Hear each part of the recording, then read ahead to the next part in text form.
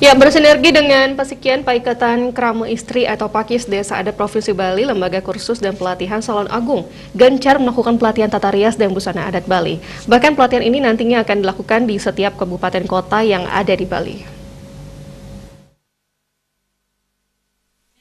Sebagai bentuk kepedulian untuk menjaga tata busana dan tata rias yang diwariskan oleh leluhur terdahulu, LKP Salon Agung terus membangun sinergi dengan Pasikian Paikatan Krama Istri Desa Adat Provinsi. Dipimpin langsung oleh Ketua LKP Agung Ana Agung Ayu Ketut Agung. Pelatihan kali ini difokuskan pada etika busana adat Bali, pusung tagel, tengkuluk lelunakan, dan tata rias diri bagi krama istri desa adat khususnya yang ada di Kabupaten Buleleng.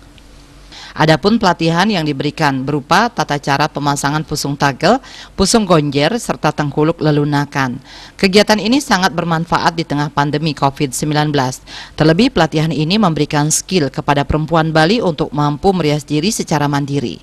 Kegiatan yang dihadiri langsung oleh Manggala Utama Pakis Bali, Nyonya Putri Swastini Koster ini tidak hanya menyasar ibu-ibu dari Pakis Bali, melainkan ada beberapa generasi muda yang ikut bergabung dalam kegiatan tersebut. Manggala Utama Pakis Bali Nyonya Putri Swastini Koster mengapresiasi terobosan yang dibuat oleh LKP Salon Agung. Menurutnya, pelatihan kali ini merupakan salah satu kasanah dan memberi identitas atau ciri status wanita di Bali. Putri Koster berharap pelatihan yang bekerja sama dengan LPK Salon Agung ini dapat dicermati dengan baik oleh para peserta dan kemudian akan menularkan kepada masyarakat lain.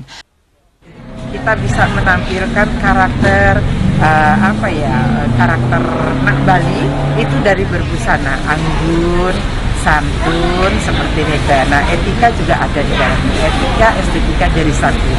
Kita bisa tampil indah, tapi kita bisa tampil seksi, tapi kan tidak mesti terbuka. Kita bisa tampil indah tanpa harus berlebihan seperti nikah. Itu yang diwariskan oleh penglingsir kita, busana. Jadi kalau pakemnya misalnya busana adat Madya, pakemnya adalah pakai kebaya, pakai kamen sebatas mata kaki, di bawah mata kaki, pakai selendang, punya filosofi masing-masing. Nah itu yang ingin Ibu lestarikan. Mari kita bersama-sama memakai busana agar kita bisa menampilkan karakter, kepribadian dan budaya kita jadi indah, berestetika dan beretika. Hal ini sangat penting khususnya bagi perempuan Bali sehingga dalam mengikuti upacara keagamaan bisa berpenampilan cantik, sopan, dan sesuai dengan etika pelestarian budaya yang dimiliki Bali. Komang Yuda, Bali TV.